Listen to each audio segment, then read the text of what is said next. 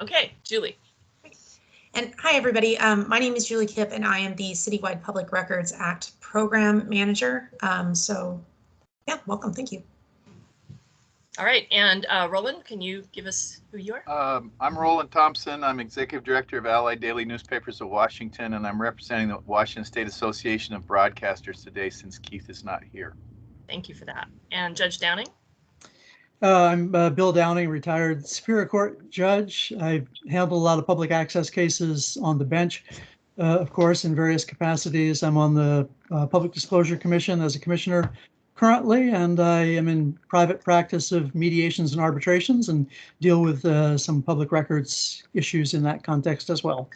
And he was the fire chief. Oh, that's a whole other conversation. Okay. Jonathan Martin.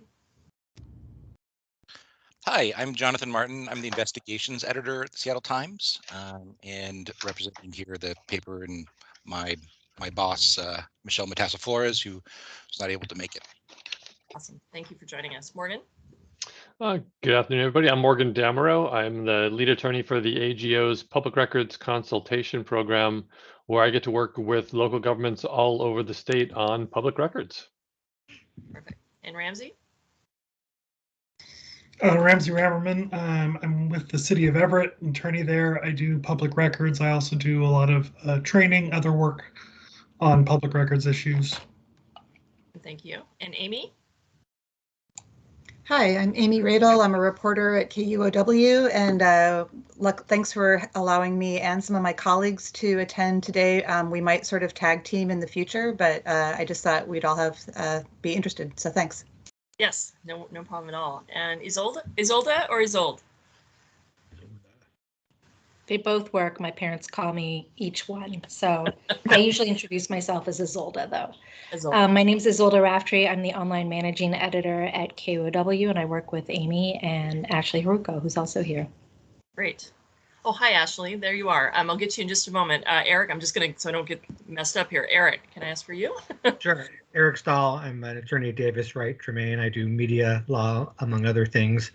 And I'm here as the representative for the Washington Coalition of Open Government. Great. And Ashley? Hi, I'm Ashley Haruko, and like Isolde said, I'm a journalist at KUOW Public Radio. Terrific. And somebody joined us with a 425 area code. That's me, Kathy George. And Kathy, are you attending as a member of the public or? Well, I think I'm invited. Oh, good. I'm just curious, who are you representing? Are you a member of the media? I'm not. She's my attorney along with a number of other media organizations. All right, thank you. Thank you. I got to put it in my brain or I forget who people are. Not that it really matters, but it just helps me keep track. Thank you and for your forgiveness of that. Welcome to everyone, and thank you for the new folks who are joining us. We're going to go through some content today, but I wanted to sort of start at the beginning. For those who are new, and please feel free to ask any questions along the way. The Transparency Advisory Group was started off by former Mayor Durkin in response to concerns and problems and issues and deficits existing with some public records that had happened out of her office, and had asked for an external advisory group to help advise on matters of policy, systemic barriers, issues, things that you can help as stakeholders in this process help us understand better.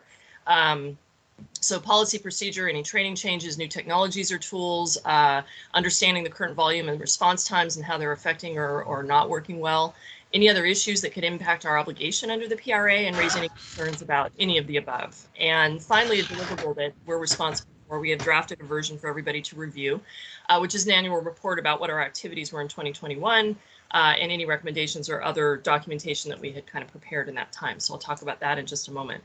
For the new members of the media who are joining us, thank you. And I'm sorry you weren't here from the beginning. We had 4 spots for members for the members of the media to join us. And we asked for some of these experts to help us because there's a lot of them, a lot of media members, wanted to make sure we were being fair and equitable about how we were inviting people in to have this conversation. We can't have everybody, but we certainly want folks who have a perspective of having worked with the city, having had issues with public records, or a perspective that can help us improve this process. So really happy you're here and hope to get you up to speed quickly. So this is what we carried over from December, inviting members of the media. We had some folks that were unable to attend from other outlets, so we wanted to make sure we had identified some people to help give us that perspective I talked about. Preparing program recommendations, which we did complete. We had a pretty robust conversation in December. We were able to put that into a document. I think I shared it with almost everybody. I did get some feedback from a few.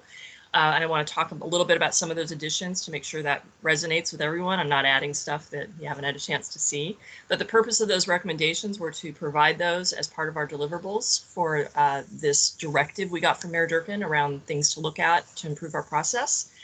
And finally, an annual report, which really is a fancy way of saying, what did we do this year and what did we accomplish with that recommendations document appended. So we'll get into that in just a moment. And I think what I said I was going to do, let me double check. So I'm going to give you an update on the mayor's office, then the annual report, then send, okay, keep myself going, know what I'm doing. So this annual report, I have the actual document. I will send it out to all of you again. I wanted to actually pull it up in just a moment. And these are the highlights. We had a couple of meetings in 2021. We identified membership and identified members of the media to ask to join us. We determined a meeting cadence of every 8 weeks. We'll make sure that still works for everybody.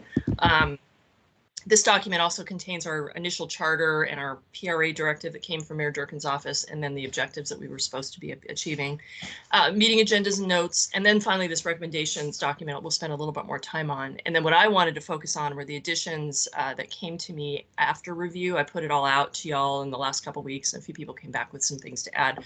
And before I put your names to it, I want to make sure everybody's had a chance to see it again. So we'll talk about that in just a moment. And let me go ahead and pull up this report. And let me know if you can still see this. This gets interesting sometimes when I go to new places. Do you all see Transparency Advisory Group annual report? Oh my gosh, technology worked the way it's supposed to. I'm going to have a moment to just be happy about that. Okay, here we go.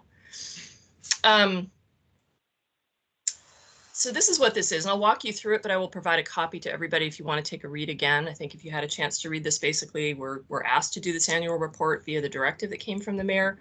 The background is this directive talked about a lot of things, about having an external advisory board and an internal review board and other ideas that had been generated along the way, technology to acquire, people to hire, resources to help us make this program better. And that directive is included in this document. And the idea is that this group met during 2021 to talk about things that we were of interest and some ideas, concerns, historical points of view, things that would help you all us work better to meet our objectives and obligations under the Public Records Act. So here are our, as of the end of December, we don't have the new names identified here because I think we were still trying to figure out maybe Amy who was going to land here. You have a few people today and maybe we'll land the folks that want to attend. But here are all the folks that we kind of went around the block here. Michelle is not here today, I don't think. So, and Poppy, I think also was added to this list. I'll have to add her and is not here today. So the next steps is to meet in 2022 to keep a conversation going, to assess any further improvement considerations, determine what we are doing, and other members of the media, as I mentioned. So the charter, I think, has everyone had a chance to see what the charter was about? I won't spend time on this if you have. It's basically what we were asked to do by the mayor, and I will make sure this is available to you if you want to take a deeper dive into this. Pretty much what we talked about before, to advise on areas of policy training, anything to do to make this better. These are the membership that we had identified and the initial folks we had on the group. And the scope of this is to provide advice and perspective, issue an annual report, meet as we determine we're going to meet, and then here we are. The Mayoral Public Records Act directive, is this familiar to everyone in the room? I'm curious. I'm hoping it is. Because if I have to explain it, it'll take me probably 15 minutes, which I'm happy to do. Basically, this was a brain dump of all the things that are good, bad, and need betterment in public records response from the city of Seattle. And so it went through kind of why we're here, the volume of stuff we work on, and some investments that the mayor had already identified to help us meet the need that we have identified and know is out there for public records. And we spent the money, and we have a lot of this technology in place. We've hired some of the people, and we're starting to see some results in terms of decreasing some response times for departments, helping them clear out their backlog, and get ourselves where we need to be. So this document is worth looking at. It talks about some specific technologies. I'm going to give you whiplash, and I apologize and just kind of zip through that. The next part of this was just the meeting agendas and minutes. I'm not going to spend too much time on this, but available for anybody who wants to read through what did we talk about in the past meetings. And then this is what I wanted to get some time on. These are the recommendations. Did people have a chance to look at this? I know it was end of year. My personal household had COVID, so I wasn't doing a lot of work for the last week. And this will be new to the people who are just joining us. So certainly we'll make this available for your comment and see if you have anything else to add. What we basically looked at were what does everybody in this group of people who attended want to contribute in terms of what the challenges are for the city, recommendations in some specific areas around, and we put them in buckets because it kind of seemed like they sort of lent themselves to some categorization. So change in approach, awareness, and training for city folks. What's highlighted here is what another member of this group added after I put this out for review. And this is sort of what I wanted you to take. Can you read this? I can make it bigger maybe. Bigger would be better. I know, it's always better for me, man. I don't know what happened with my eyes along the way. I'm sure it's not because I'm older. So here are the additions that came in, and I wanted to see if these resonate or if you had any objections or concerns. So this is in the category of approach, training, awareness. And really kind of spoke more to the open data idea that any request should be, this is a recommendation, should be included in our open data portal and made available and accessible. There's pros and cons to this, right? So just if this is a recommendation to you know, we think, yeah, that's worth exploring, then that's what this would be. It's not saying we're going to go do it tomorrow because there's probably some technology to consider, but is this a reasonable thing? And then the second one speaks to opportunities to improve the collection process, city contracts, consulting records currently are published. How can they be made in readable formats, a standard format? How can we make data more accessible and probably searchable as you're looking for things? And I don't know how much this resonates with all of you, but that's one idea. Any thoughts along the way on any of those? To those? And just curious, how would we identify what are frequently requested records? That's probably part of the process. We'd have to figure that out. We search on our portal. I don't know if you all have interacted with the GovQA portal or how you put your requests in. Not everyone does it that way, but we can look to see what some requests are. And you know, for example, this is my old saw. There is a lot of requests for the fire department to tell people where their decommissioned oil tanks are. This happens a lot. This is a data set people have a lot of interest in, probably because you're trying to do something with your property or sell it and you got to identify it. That's one we've identified that makes sense to be on the open data portal. When vaccine issues were coming up in the last year, vaccine records and vaccine numbers, that was a frequently requested data set from, I think, the media and from members of the public. So there are some that are just, we know it happens all the time and it's just frequently requested, and there's some that are more topical in nature. So we'd have to kind of figure that out in probably tandem with some of our public records officers and from the data we can get off our portal. I do think that having a fairly expansive definition of frequently requested records would help as well. Okay. You know, there's like, well, not many members of the media are going to be asking for, you know, like decommissioned oil tanks regularly, but you know, there are like, I mean, there are like police.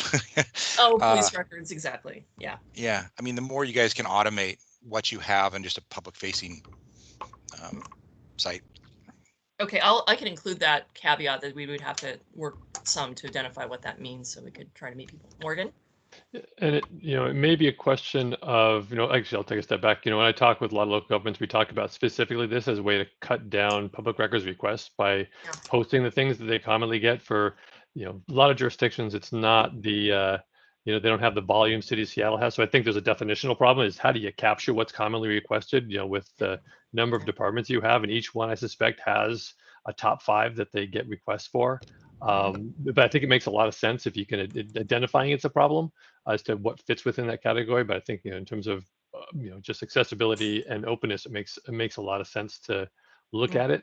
The other possible thing to add to that is also occasionally you get high profile issues that happen and be able to proactively identify those as well.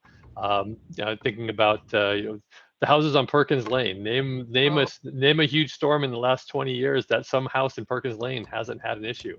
That's kind of like those kinds of issues where it's a hot topic. That one had a lot of profile because there's a lot of talk about the 2 dogs, and so it's, things like that I think might be wise to include within that definition as well. Yeah, I think that, and I think there's a distinction, right? Just as Jonathan was saying, there's stuff that may be frequently requested. There's also highly topical stuff. And here come the storms, and here we are. I grew up in Magnolia, so believe me, I've been following those stories forever. My mom lives far enough up in the hill that we don't have to slide in.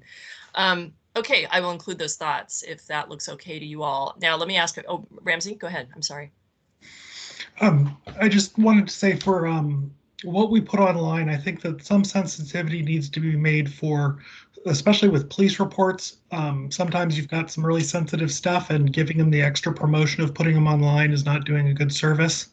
So it shouldn't just be because it's frequently requested. There should at least be some consideration, thinking on things like child rape cases, where, they can be pretty detailed in those police reports, and there's good reasons not to put those online. So my privacy hat goes on, and this is one of the challenges we've identified with open records, open data records for requests. It's how do we protect privacy for individuals both asking and identified in the records. So that's definitely a part of this. I would also echo something we talked about last time, is record requests that are already filled on a specific topic, and having some kind of catalog of what so we can just ask for. I wouldn't, as a competitive journalist, I wouldn't put who requested it, but I think if you had a request that's already filled on, say, a police report regarding the, a shooting at X and X that's already gone through redactions. Yeah, that makes sense. I appreciate that input. And then as a procedural thing, do you all want me to ship this off so you can read this again, or are you going to, the new folks, of course, but for anyone else, do you feel comfortable? I'll ship it off again to see if there's any other comments on this before we call it good. How's that? I don't want anyone to feel railroaded today, but I did want to start the conversation. Okay, hold on. Got to get my mouse going. Okay, so policy changes, transfer. Oh, this came from a member of this group, and I really didn't review it with you all. I sort of snuck it in there, and then I realized, no, I really should review this with you. Request or a suggestion came that right now financial liability goes directly to the city of Seattle. Departments are not held accountable for any errors, mistakes, or anything that happens with public records. It goes straight to the city attorney's office, who then has the financial or legal or other liability. So the suggestion was maybe individual departments should have some accountability. That might change the argument. They don't have discretionary funds for stuff like this, and that may change the conversation about how much resource, how much intention we pay. I would say our departments are all dedicated to doing the right thing, but somehow financial liability does tend to, make you a little more acutely aware. So that was one. Any comments or thoughts or? I'm not sure how that meshes with the idea that we've been discussing of a centralized. I hear you. And we'll talk about that centralized. I want to talk about some of the issues around that. This would be for the immediate. I think a centralized option it's going to take a little time if we really go in that direction. And we haven't heard back from the mayor yet. So I'll tell you a little bit more about that. I should have done that first. All right, we'll go through this and then I'll get to the mayor's conversation. Okay, then technology updates, I think, once again, address the open data program, defining data standards, requested data sets that kind of went into, I think it sort of echoed the one up above. Data sets generated from public records, easy to access, analyzed by types of individuals, regardless of expertise, so that folks make those more accessible. And that kind of speaks to plain language searching and, everything Google does that most companies don't when you buy their solutions. So that I think I heard from Jonathan, probably some of you would echo this. I don't want to know who, and I don't want to know some of the details, but it might be recommended to be able to access requested records. Any other thoughts around that? Okay. And Roland, did we miss a comment from you? Oh, no, not really. Sorry. I'm the one that made the comment about whoever's managing the records should have financial responsibility for what happens there. Yeah. And if it's centralized, then it goes to the city. But if the departments have authority over those records, it's pretty difficult to throw it on the city attorney to have them be financially responsible for it. Yeah. We've all raised kids, and if you don't have consequences, nothing good happens. Yeah, I'm gonna bring my 16-year-old to this conversation, and yes, I'm learning that lesson. You need a starter child and a second backup child after you learned all the things you did wrong the first time. That's exactly it, the consequence side of it, and when that no longer applies, it's hard to teach new behaviors. What I should have talked about before this annual report, and so I will get a copy of this out for everybody to look at one more time and make sure we feel comfortable about those recommendations, see if there's any changes. I'll get that out after this meeting. We have a new mayor. I'm sure you've been following the news. You know this very well. So when you get a new mayor, the stuff the old mayor wanted to do suddenly becomes reprioritized or may stay in the exact same priority level it was before. We're just getting to know this new administration. They're just populating their staff. We're just getting to know who our deputy mayor is that is responsible for IT. So the mayor's Mayor Durkin's directive is what we're trying to get some information on from this current administration. They've been really responsive to us. We've been bringing quite a few things that are carrying over from our past administration. What that means is we're asking, what do you want to do with all this stuff? We've done analysis, we've done recommendations. How do we proceed on this, and where does this land, and with whom in the mayor's office, so that we know how to proceed? So we'll be getting more of that. I just wanted to let you know it's a little bit in limbo, and probably will be for another couple of weeks as they continue to work on their mission, their primary missions, and what Harold is putting out, Mayor Harold is putting out as his agenda. So there it is. Just we got a new boss. That's the only thing I can tell you. And when you get a new boss, they get to say what you're going to work on. I think this will remain a priority. I'm just not sure who is going to be doing that, and then what the next steps may be for the things that we've identified that we want to pursue. I will say that some of the recommendations that have come out of both the internal and the external groups are going to take money, and we don't have discretionary budget just to add for this year. So there's some things that we're going to have to consider over time and put in requests for either the end of this year or into next year. So just that's the kind of thing we have to have prioritized for us. There's never enough money or enough resources for everything we want to do, and so we have to get in there and kind of do a lot of arm wrestling, not really, but make sure we put the case forward and have our advocates in the leadership side. Any questions about that? I mean, I'm sure for those of you who've been around here for a few of these changes, this doesn't sound any different than any other change of administration. Okay, and I have a yeah. Yes. Oh, I have a question. I just wondered, is the scope of this group just technology, or are there other public records issues within the scope? Policy, awareness, training, technology, resources, organization, anything is in scope. What we're really looking for is your thoughts that you may have formed over time in dealing with public records about how we can improve what we do. So that's and then what I might do when you get this list of recommendations, you may want to add to it. Maybe this is something that keeps living for as people come and join us. And you may want to take a look at some of the things we've discussed already.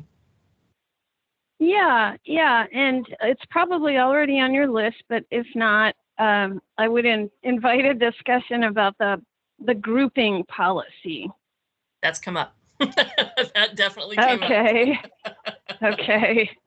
Yeah, I don't know how much detail we go into in this document. I'll have to look, but when I get this to you, if you feel it needs more attention than what we've given it here, happy to do that. But we have talked about grouping. We've talked about third-party notice. We've talked about a lot of the kind of procedural things that have impact on records request fulfillment.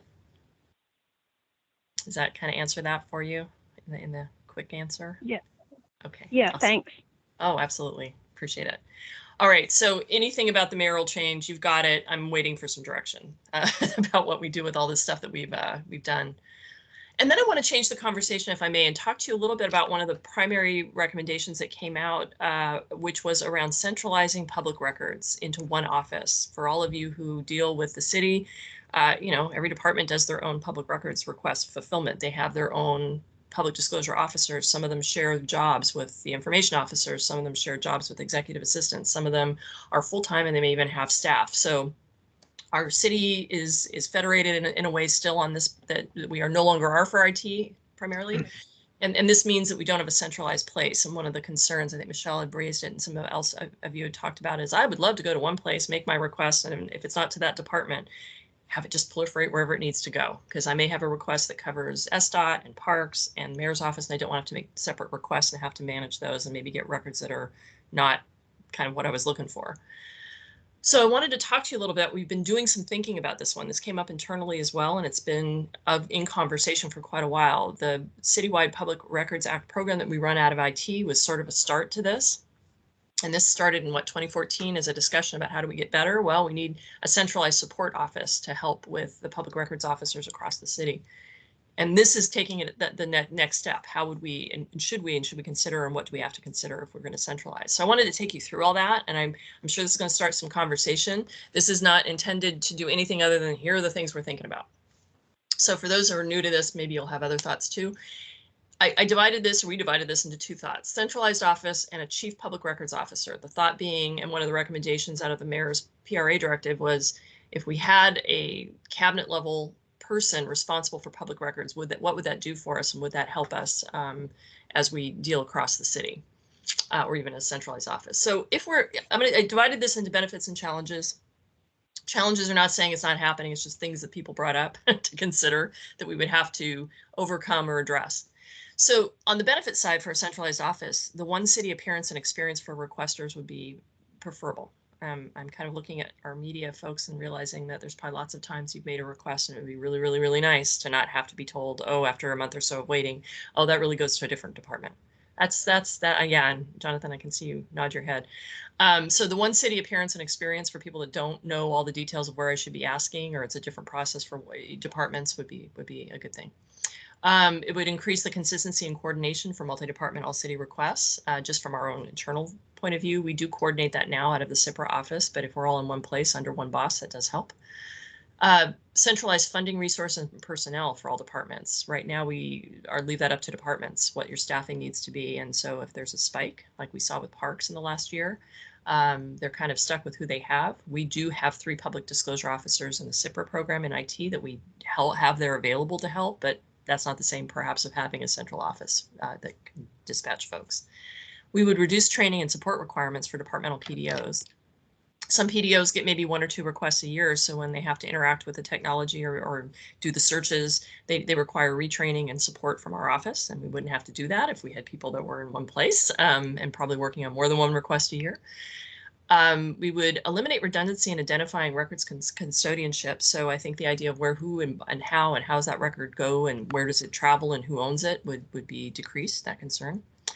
And another one that was brought up by our internal folks was having an independent appeals process. So when a records request goes through and there's a redaction or a nope, that's not we can't let that, it's deliberative, so we're not making that available. It'd be nice if you were appealing that determination to have maybe a less interested party from a central place, not maybe the department that has a different agenda. And it might increase trust in city processes to have more of a third party. And I might argue maybe you want somebody outside of the city to start determining that, but that's another recommendation. So anyway, those are some ideas about what would be the benefits of a centralized office. Why don't I go over to the challenges side now before I go on to the Chief Public Records Officer one. Any comments about any of these, by the way? Does this, I think, captured some of our thoughts, and some of these come from our internal folks too that are more familiar with the process. Okay, now I'm going to go over to challenges. Just these are things we think about. Our city is divided into government divisions, right? So we have potential conflicts of interest and difficulty in covering the entire city. And by that, I mean, say we decided to put this centralized office under the executive.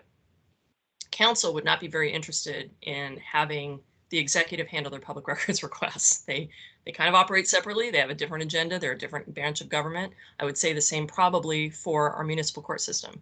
They also have different ways that they do records. The judges have a different set of redactions and other things. And so putting this under an executive or putting it under ledge or putting it under municipal government, municipal court might make that interesting. Yes, Roland? The courts assert that they're covered by GR 31.1, as Judge Downing, if he's here, will tell you. I served on that task force. It took about 120 years to get it done. And 1,600 meetings a week to get it finished. But anyway, I don't know that you can touch the municipal courts. Yeah, so what we would say is we probably would have to, figure out how that would work with legislature. And also I will say that police have a very specialized way that they do public records, also body cam images and video. They are very specialized in how they manage their records. So this becomes an interesting conversation about, would all branches be happy, or could we possibly try to get under one office? And I can't answer it and we can't solve it right now, but it would be a consideration. I think we heard some feedback that would say, nope, ledge would not want to be under the exec. So exec wouldn't want to be under ledge. That would be an interesting division of government. They need to operate separately. So just thinking about it. We have a bunch of PDOs now, and so accountability, supervision, compliance, department issue sensitivity. So different departments have different compliance requirements, right, for either federal regulatory stuff or self-regulatory things. So I'm thinking NERC for City Light. I'm thinking CJIS, which is Criminal Justice Information System for police. Those become interesting. We need people to be specialized in those areas. So losing some of that would be something to think about. Standing up a new department is not cheap. So as we consider where funds are spent and where we need to spend city money, we did an estimate through the budget office, say if we had 10 public records officers and an executive and a support person and all the admin costs, what would that cost? And they estimated between 2.5 or 2.4 and 2.8 million. And then we'd have to consider, what does that eliminate? We'd still need liaisons back to the departments to help us with what records needed to be discovered, projects and specialized things that maybe a central office would not necessarily know where the records live. So that's something for us to consider. And that just means we'd be in competition in a very budget tight time when they're actually asking us to reduce costs about how we would justify this and what goes away. The complexity of records and requests for our PDO's perspective, they'd have a hard time. They said, I think they were saying, really, you get specialized in the records and in the issues for a department. And so to suddenly say, I'm going to now answer PD requests, or I'm going to answer SDOT, and I'm over in arts, it's really a different department mission, animal, and records. So how would we do that for some departments? And then the loss of accountability and something we just talked about a minute ago about financial liability is, what is the department responsible for? So how does that work if we're in a centralized office? And so how do we hold people accountable for answerable, discoverable, finding the right responsive records? How do we do that if we're in a centralized office that we might lose an element of accountability? Like, I know now if I need to do something, is Norman here? He's not here. With one of our utilities, I know there's a handful of folks I know who to go to, and that's who we work with. They're highly specialized in some of what they do. So something to think about. There was an issue of trust, which I thought was sort of interesting. And this, I think, is more of a feeling than a fact, but the feeling of, I trust the PDO that I work with because they work in my department. They know what our people are. They know what our role is. Ramsey, did you have something right now? I'm sorry, I've been rambling on. Oh, I was just going to ask, as far as the demand or this recommendation, is it the issue of having to make requests to the different departments, or because you could put a single face on for the requester but still continue to have, the federated response type stuff. Yeah, I just don't know what the concern is behind it, but because go ahead. No, I'm sorry, I interrupted you. Go ahead. I was just going to say, I think the challenges you're raising here are really important, and I think that, especially with knowing the records that you deal with and stuff, the specialization that's necessary for some departments, it wouldn't make sense to try and move that. But it also, my understanding of the complaint, and that's why or the concern and asking for thoughts from the media folks is, if it's just a matter of having it centralized outfacing, that can be done without all this. So. And sorry, I had to change the screen there just for a moment. I want to make sure I knew we stop at 2. I want to make sure we have enough time to go do all this. No, I hear what you're saying, Ramsey, and I think that part of the benefits and challenges is to determine where the resources ought to be spent, how we are doing these decision making, and what are we trying to solve. We had a CISO who's not with us anymore, and that's what he would start every meeting with. What problem we're trying to solve? He used to drive us kind of crazy, but he's right? What am I trying to solve? Because there might be different ways of doing that. And I think you're right. One City appearance and experience can be got at in a few different ways. We now have GovQA, so that is a portal that's supposed to be helpful that way. What happens on the backside, though, is what can be difficult. We get the request. It looks like it's an SDOT request, but no, it's actually 3 different departments, or those records don't live here. They live somewhere else. That's when we start to get into some interesting coordination issues. So we probably want to delve into that a little deeper to find out what people think and what they are really asking for. Does that kind of, Ben, I appreciate your point of view on that and your thoughts. The departmental trust, I think I addressed just this idea that they know us, we know them, they work for us, we know who they are. Institutional knowledge also goes along with that. So operations and records and where do I find things and who's who. I mean, I think we all know that the way work happens a lot is who do I know and who can I get to? And with public records, when you really have to sort of do forensic work, that's where you start to get into that. It'd be really nice if all the data was in one nice little organized batch and I could go online and search for it, but often that's not quite the case. And so finding people and knowing who's working on a project or how do I get that information can be important.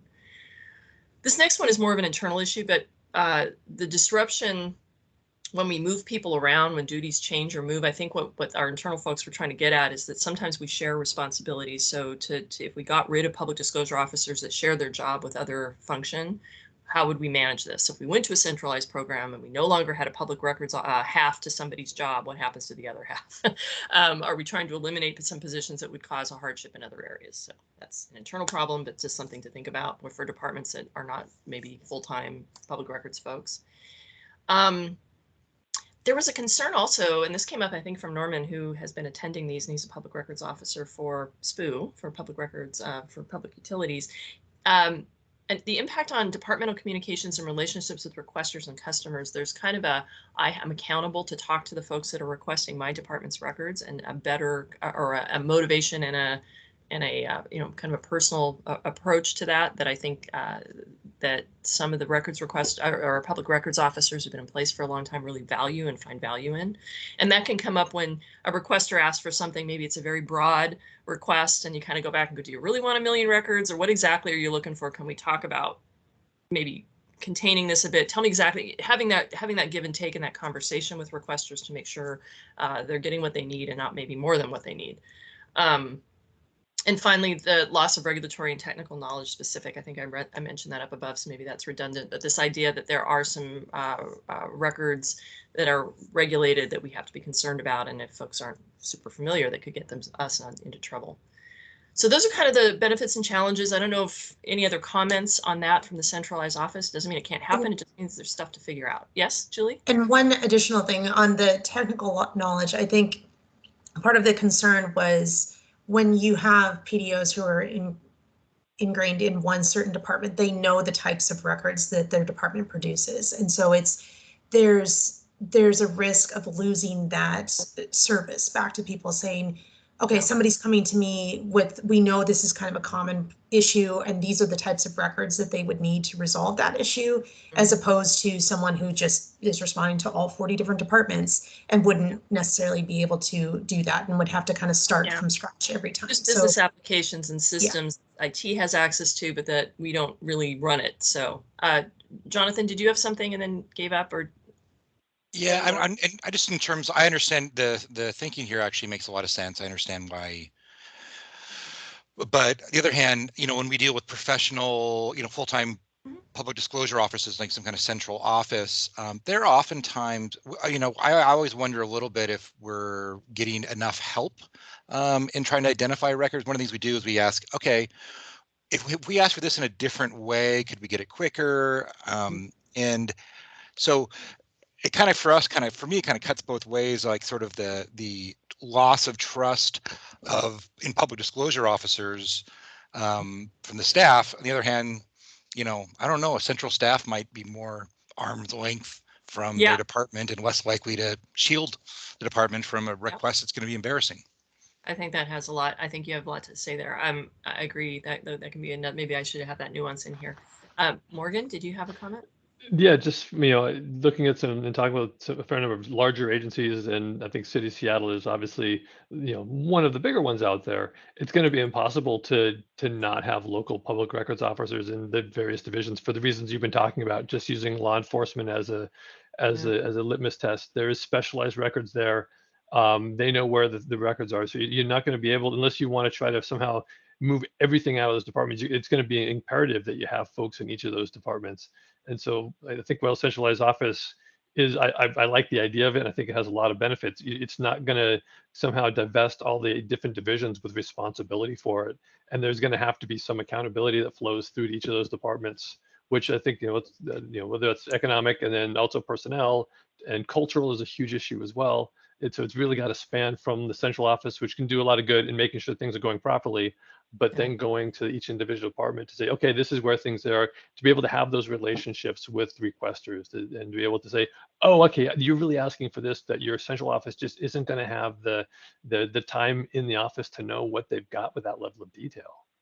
So yeah, I think you've covered a few of those, and those are some of the internal conversations that our PDO community folks were talking about with this. And yeah, it's, there's give and take, there's pros and cons. I don't like using those words, so benefits and challenges to everything that you take a look at, and just weighing what you can get. Or is there another way to get at the same problem, which is kind of what you'd asked too. Like, okay, you want one city appearance and feel, how else can we accomplish that? So, well, let me move on to the Chief Public Records Officer. The idea of having a cabinet level person reporting into the mayor's office that would or would not run in a central office, but would provide that kind of upper level viewpoint.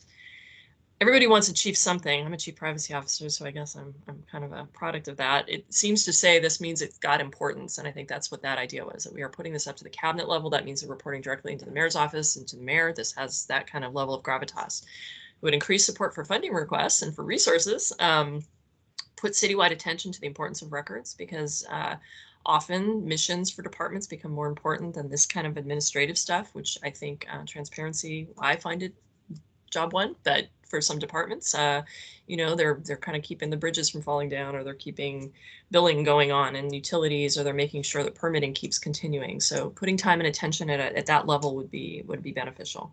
And then standardizing compliance and performance metrics, this idea that we're all sort of measuring ourselves in different ways, although I'll show you what we do at CPRA. Having one person responsible for overseeing all that might help us standardize how we're watching what we're doing across departments. Might be other ways to do that too. And then on the challenges side, could one cabinet level person really fully represent the concerns and requirements of all city departments? That's a pretty big role. I sort of do that. I can tell you it's a very hard thing to do, and I'm only running the training, awareness, and support side of public records. So if there was somebody really responsible for all that, understanding everyone's primary concerns would be a task.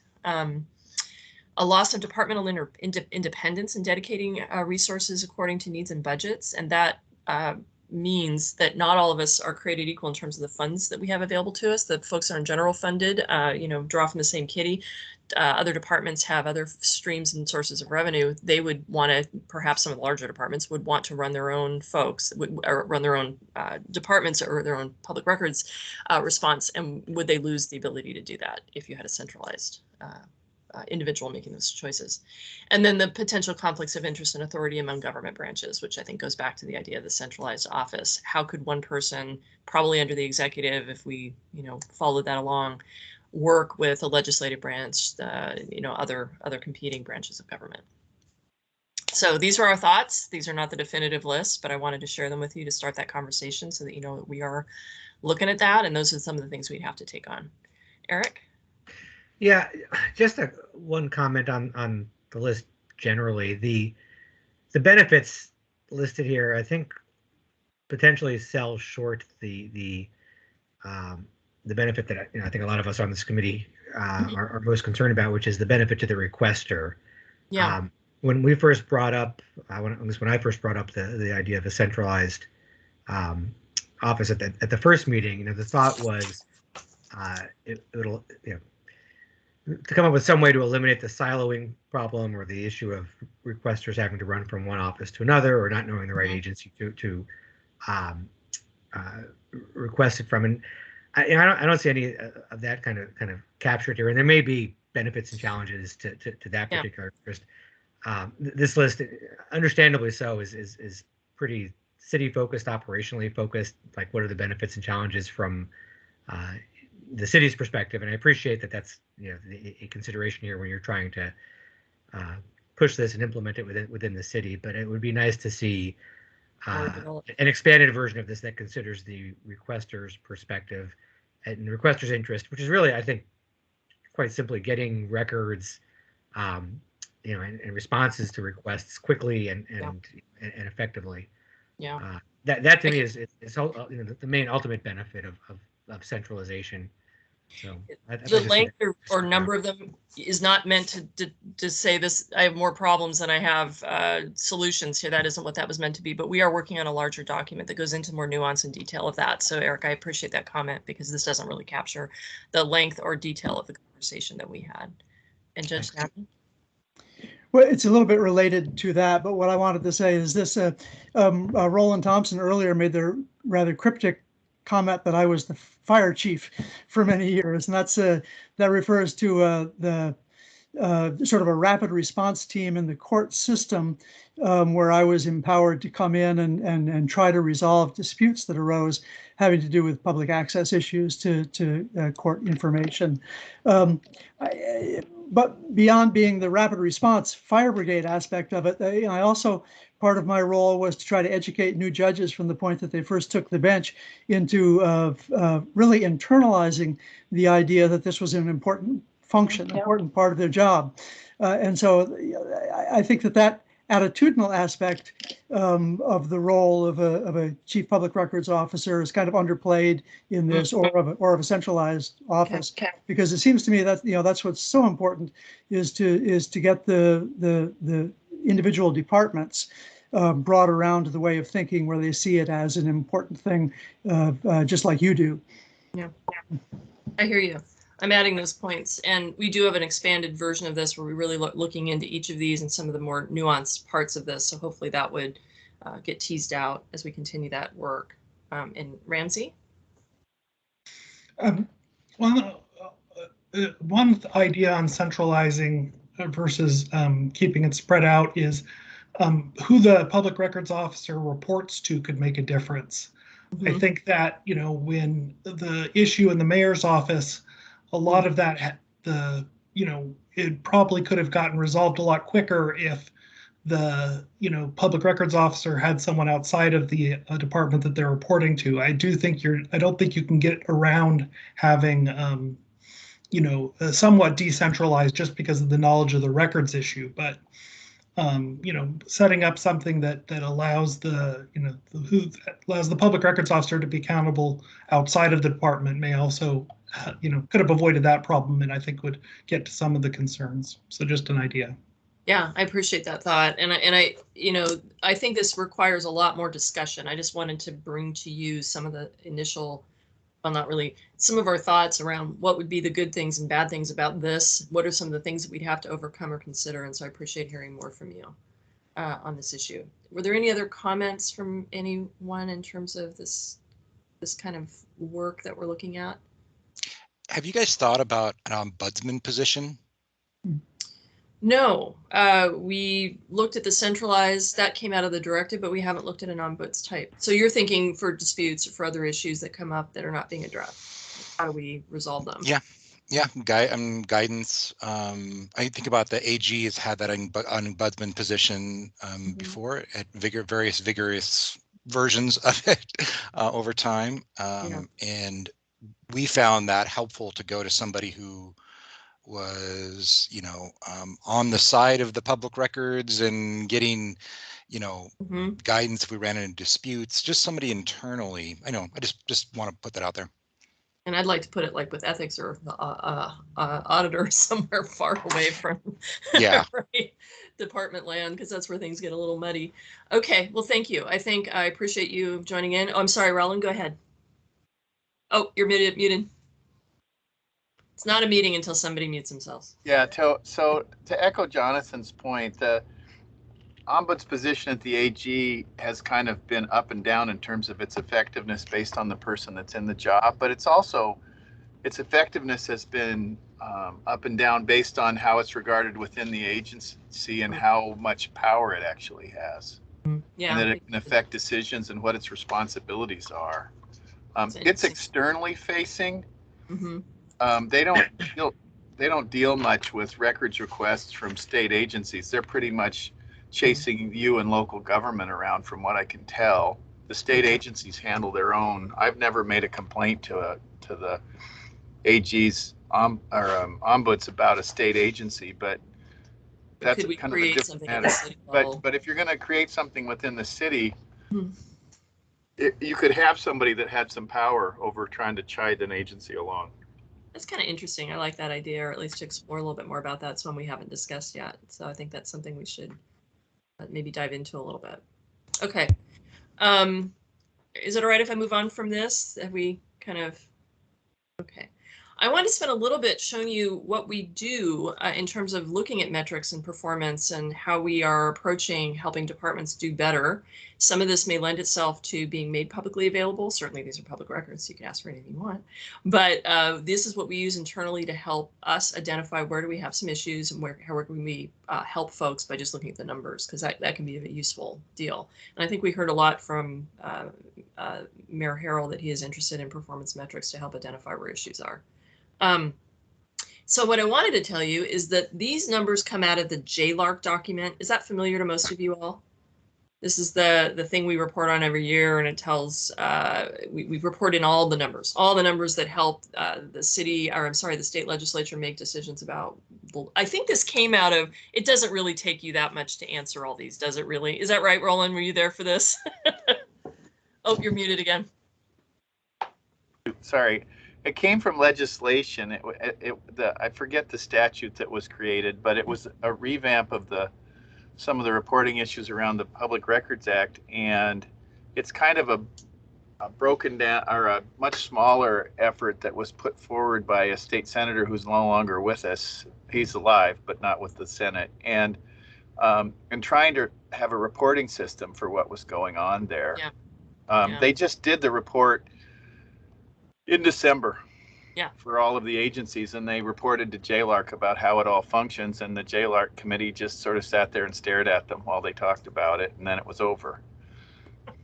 I think we try to say there's a lot of unfunded mandate here, and so we want to make aware that there's a lot here, right? So it is, we are working hard, and here are the numbers. It just helps to have a perspective. So I like these numbers. They help me go, and this is where it's coming from, and these are the departments that are especially busy that we need to really make sure are resourced adequately. And when we support those departments, we understand where it's coming from. So I just wanted to share it if you hadn't seen them. This is from 2021, correct? Yes, 2021, and then we have some numbers from 2020 as well on the other side. So number of requests around 15,000. We think we're going to be close to 16 or over 16 for this. It was that 15 down at the bottom there, that 15,587. That is correct. We had some subpoenas in there, so that's why we got over 6,000. So they corrected it back under. Okay, there we go. All right, so we were more or less. Final disposition, median number of days, average number of days, number closed within 5 days, so about a third of those. The number I liked this one because it was like, number we estimated to be closed within 5 days was almost double that. So that tells me we're a little overly ambitious or thinking about what can actually get closed in 5 days. The number abandoned are the ones that are requested and never paid for. And so we give people a certain period of time before we say that appears to be abandoned. And then this was interesting. Who is asking? So individuals, law firms, organizations, insurers, incarcerated persons, governments, media, current and former employees, and then other, which I don't know, people can identify self as other. And then how many are electronically filled, how many are physical records, number closed with no records at all. Number of staff hours, we know this is really light, about 100,000 or more. We think that's pretty light. People aren't really saying how much time they're taking and probably aren't recording it into our system, so it's probably pretty light. But based on that, so number of hours per request, 6, okay, maybe. The estimated total cost of fulfillment then that we spend at the city is over $7 million based on people time and resource time and all the things. I think it's also technology cost, Julie, as well. Yeah. Right. And then so each record costs about $412. The cost of litigation, this was past litigation when things don't go right and we do it wrong. And then the cost of assistance to retain records is another $6,328,000. So and then what do we get back? Or what do we spend on services to maintain and manage records? And that number is going to go way up next year because we put a lot more technology in place. I just thought perspective-wise, it's sort of interesting. And then this is by department, what things happened in 2020 and what happened in 2021. And I find this interesting to see who got busier and who got less busy. Now, this doesn't really mean all records are created the same. So you could have fewer records requests, but they're larger in scope. So this only gives you part of the story, right? So any and all record requests obviously are going to take more time and attention and, all the things. But I did find it interesting. Parks got really busy last year. They went up quite a bit. Who else? That was kind of a big one. SPD has a continual climb. SPU was busy this year too, but I guess they always are. Department of Transportation saw a lot more records requests, which we're probably not too surprised of with bridges and things. So we look at who's doing what. And of course, the roll up at the end of the year is always good to see or interesting to see because it helps us figure out our resources for the following year.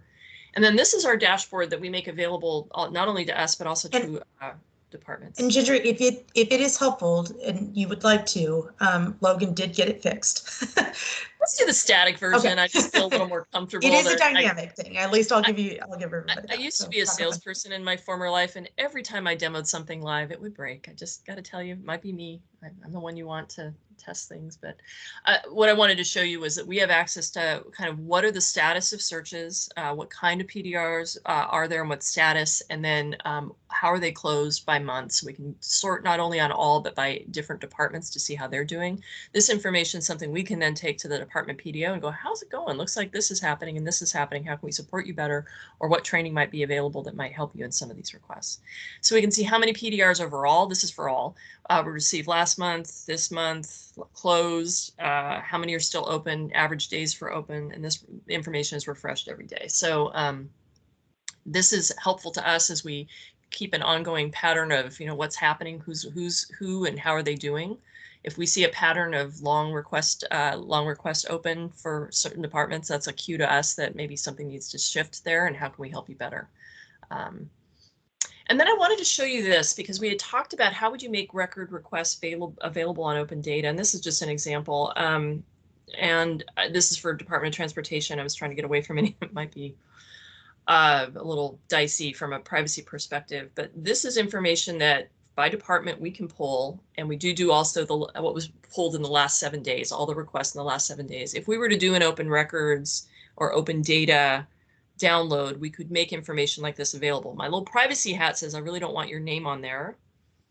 And I'd want to probably take out emails and I'd probably want to see what other information are in those, at least the top line that would be compromising to an individual. I wouldn't want to do that.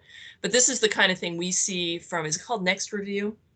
We've seen this in other cities where they publish this information, simply make this available, and then some cities make it available with the data that was actually pulled in response to that request.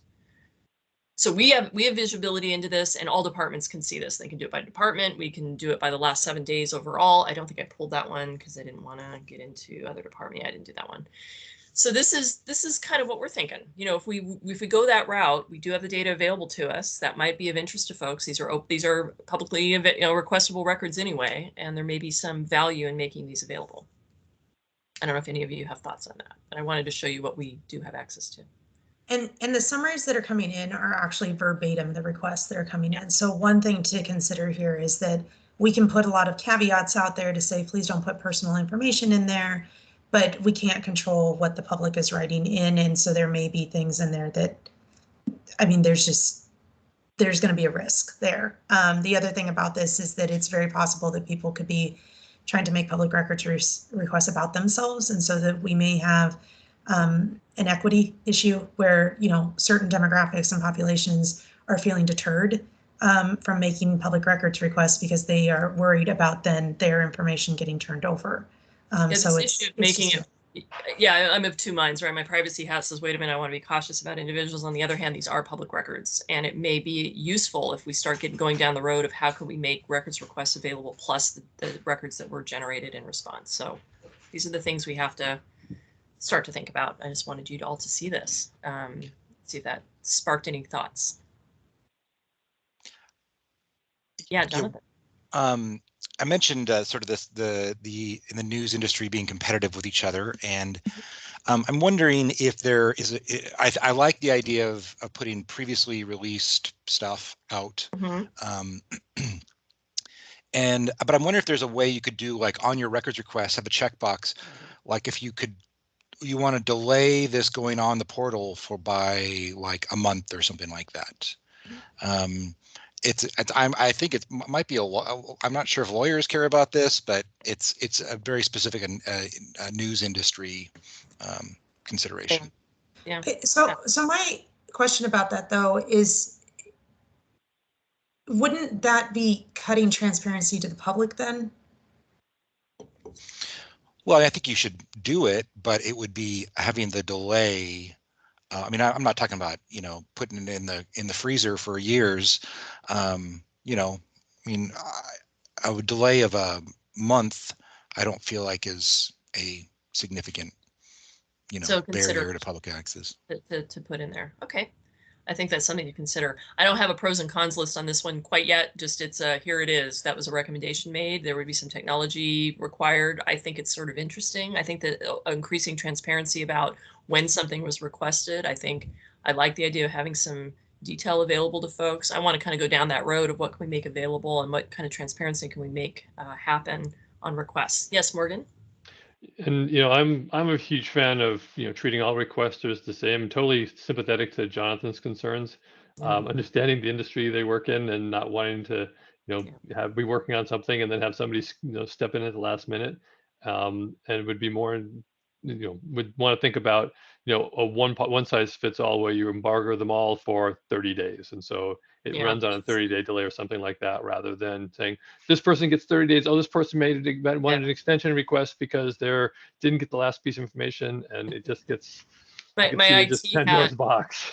I had an IT moment too of like, oh God, what would that look like? How do you code that? Probably not that complicated. I'm not a coder, but yeah, something to think about. Well, I just wanted to introduce you guys to what's available to us and how we are starting to run our business and how we're trying to be performance metrics driven so that we can help meet the needs for departments. As you know, our job is to support them. We're going to continue down this road. I'm waiting to hear from my boss, as I mentioned, and I'd like to talk to this group then about what to take on next. We had that was an interesting idea about an ombuds office, how we could consider that. We'll meet in a couple of months and I'll have a little more direction. And in the meantime, I can reach out to you about how we're proceeding on some of the recommendations that have been made. But is there anything that you're thinking about for our next get together that you might want to concentrate on, or I can reach out before we get there too. It's 2 months away, to see if anything's come up in the meantime that we want this body to think about. Oh, sorry, Roland, go ahead. The Utilities and Transportation Commission for 4 or 5 decades has maintained an office of public counsel that just represents the interests of the publics in any proceedings at the UTC. And if you're having a problem getting access to records, they're sort of outside the PRA in many ways. Anything about that? Do you know anything about that, Julie? I know nothing about that. Okay. And the Finch, what was his last name was Finch with Duffel small f's for years. I can't think of his first name, but I will. But anyway, you could go to him and ask to be part of proceedings or be whatever. But that might be something to think about as a model, is just a kind of a public counsel within the city. If there's a problem, you just have and if they did it all the time, I don't think it'd be terribly expensive. Interesting. Well, thank you for that, because I don't know anything about that. That's our committee, and now run by Sarah Nelson. So we have some new folks that have been listening in, and I'm wondering if you have any comments. I know you're probably a little bit of a fire hose, but are there any comments you wanted us to hear from you now, or get back to me on? Yes, Jonathan? Yeah, I was wondering, we raised a couple of specific concerns last meeting. I know Eric flagged the third-party notice reviews. I mentioned the grouping policy, which has been continues to be a problem for our reporters. So just wondering if there's any update on that, or if there's maybe something we can talk about next meeting. I think that'll be next meeting. As I said, we need an administration to help us a bit with how, when we have massive policy changes or big policy changes that need to go through, probably legal, how do we want to proceed? And we have a new city attorney at this point too. So I think we're just getting started with those new folks to have those conversations. And we lost somebody who was one of our long-term legal advisors to this new administration change. So thank you for that. I'll make sure we put attention to that, Jonathan. If you don't hear from us in the meantime, then that could be on our topic for next time. Yeah, and Amy. Yeah, I just wanted to say I thought the ombuds idea was interesting, because it seemed like it could be a happy medium between these departments having that expertise that it's going to be too difficult to pull it all into a central, but yet having that person be like a public advocate to kind of be a go-between. And I also just wondered, with the Coalition for Open Government and all the different people who are part of this, are you looking at what other jurisdictions are doing? Because I've heard the idea of putting out like filled requests or pending requests, just making that public. I'm not quite sure how many places are already doing that, and other practices that you might want to draw on from other cities or other parts of the state. That's a great idea, and we actually have been working on that, best practices across the nation, and we did a look at some of the larger municipalities and some that we have contact with, some Washington state agencies, and we drew from them some ideas about that. You know what's interesting, Amy? We're bigger than most people, and the Washington State Public Records Act is more robust than many records acts across the country, and so we thought we'd get out there and find some great solutions we could just kind of bring on board. We're actually farther ahead than a lot of municipalities out there. So for all the problems we have and that we want to address, we are one of the busier, larger departments. So what I found useful was looking at LA and New York and Chicago and some of those folks to see how do they handle what must be a massive amount of requests also. And we have come up with some of the best practices, and I can bring those to this next meeting if you would like, some of the things that we found useful. And that's where some of the open data and some of the ideas came out. What are some of the things that we see that would be doable, that are happening across the country, and that might help address some of the transparency issues that we know we're trying to address. So I appreciate you saying that, and I think that's something I can bring to this group at the next meeting if you'd like. Well, have you looked at New Mexico? At least a few years ago when I looked at them, they had the most fabulous website for accessing records. Okay. Very well organized and extremely detailed, at least on cost stuff. I mean, it was down to you could easily get to the receipt for payments made. It was very well organized too. And that was state of New Mexico? Yeah, state of New Mexico. Okay, we'll take a look. I think we looked at Arizona. I don't know if we looked at New Mexico. We didn't do an exhaustive search of all 50 states, I can say that. We were trying to find some that popped out, and I saw some websites that I found, oh, I like that a lot better. I like that organization. I like how you present information and how informative it can be. So I think that's part of our thought too. Roland, did you flash up a hand? Utah was pointed to, Ramsey, wasn't Utah pointed to for a long time as having some sort of comprehensive system that they had done, if I remember correctly? I thought it was New Mexico. Maybe I've got it backwards. We can look at both. We'll look at both. Utah did a lot about 10 years ago to try to centralize and track their public records, and on and on and on. It was very interesting to go to their portal and see how it functioned. Great. We'll do that. Thank you for that input. So I think I'll have more things to bring. Oh yeah, go ahead, Morgan. I was just going to add, you may take a look. The state of Oregon has had a resolution process down there as well, similar to the ombuds idea that's been talked about. We'll take a look. I'd like to dive into that one a little bit because I think that sounds really interesting, and could be even if we do decide to go to a centralized system, it's going to take a little bit of money and resource and time to get that through. That's not going to happen next month, but we could possibly look at an ombud type organization and see what we think of that. It may be a quicker route as we're waiting for the longer solution if we go that way. Well, I'll have more to bring to you next time. Oh, yes, Judge Downing. Oh, you're muted. I just want to make a suggestion to maybe to Jonathan and Eric. I agree very strongly that the third party notice issues have been a big problem, often causing much more delay than they are worth. And I would love to see a concrete proposal for how that might be addressed. Something short of legislation, obviously, but something that the city would be able to adopt on its own, simply some procedural fix for that to restrict the delays that were unnecessarily caused. Ramsey, thank you for that. Ramsey. Well, obviously I have lots of more discussions on third-party notice, but I just want to be cautious on denigrating that, because I think that is a great tool that agencies have for, when the opposite, if you don't have third-party notice, you're going to have agencies withholding more stuff. Third-party notice is a great way for cities to, when they can't tell or they're not sure, you let the third party, if they care about it, they can fight about it. But I think, obviously there's trade-offs. I just want to put a marker in there that I think the kind of the Chesterton's fence thing. Let's, be careful what we get rid of, because there are, I do think it makes agencies a lot more transparent by having that ability to give third-party notice. So. Uh-oh, I think we're about to start a debate, Ramsey. I saw the hands go up. Okay, Eric, you first. No, Jonathan. Oh, was he first? I'm sorry, Jonathan. Well, I'll let the lawyers in the room talk about it, but I believe that the law says you have to give third-party notice if you believe the record is disclosable. So,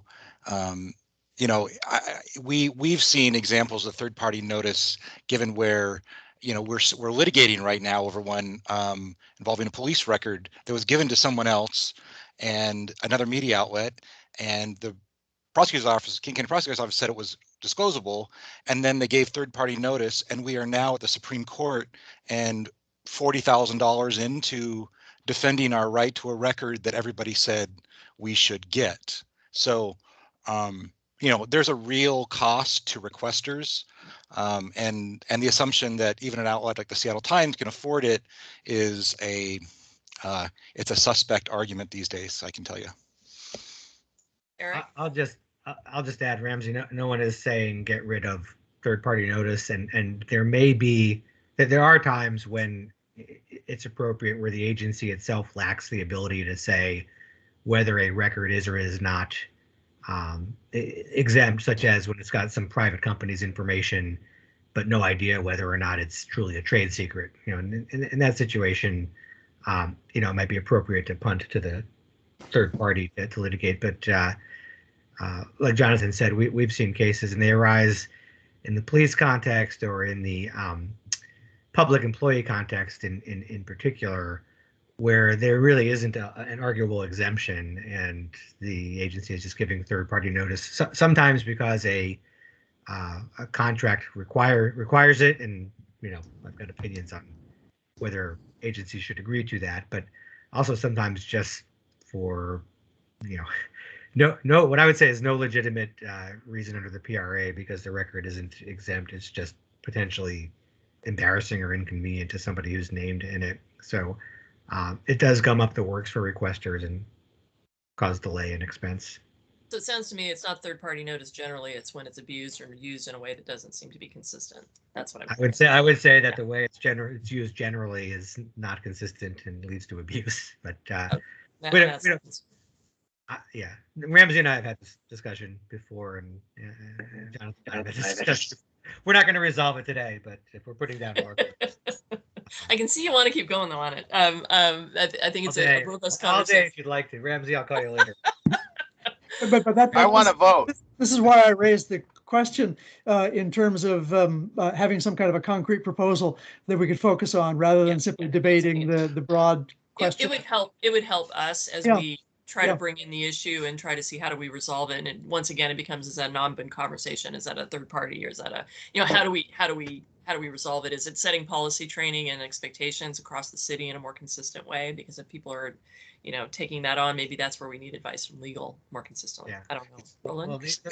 Sorry. It can be more expensive too, just because it takes more time to do it. If you know the records are disclosable.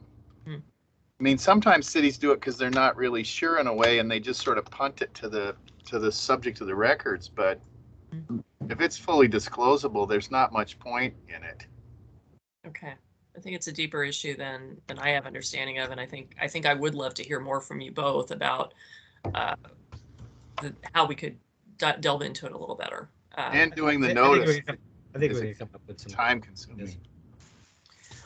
We'll have more information as we get close. It's a couple months from now, so we won't see you until maybe it's closer to spring. Maybe there'll be tulips coming up out of the ground by then. But I will bring more information to this group. I'll have more information from the mayor's office. You'll probably have communication with me in the meantime about what we're working on, what we think the agenda will be for the next round. If you have thoughts in the meantime that you'd like to bring to this group or make sure we address, or something comes up in the meantime, please reach out and let us know. so we can have that conversation. We've done a whole lot of work here at the end of the year, and so now we're going to be taking on what do we do for the next few meetings for the rest of the year, and that's what we're going to be starting to do now. Are you planning to send the PowerPoint out as with the materials after the meeting too? Yeah, I know our folks would like to take a look at the overall data. I'm probably going to try to redact the customer name and customer email when I send that out too, just because it kind of feels weird to me. But I try to do SDOT because it's less. I want information about blah. It doesn't seem to be quite as personal. I will do that. I think everything else is fine. And then I will send out the annual report for y'all to look at. It'll be new for some of you. And any comments that you have regarding that. And if you think of anything else that you haven't seen yet, let me know if anything else came up in this meeting that you want more on. All right, I really appreciate your time. You took a lot of time, and I know it's a very busy time for many of you. So thank you again, and I look forward to talking to you again soon. Please reach out to me if you have any questions in the meantime, as you will hear from me too. Okay? Bye, everybody. Be well. Take care. Thank you. Thanks all.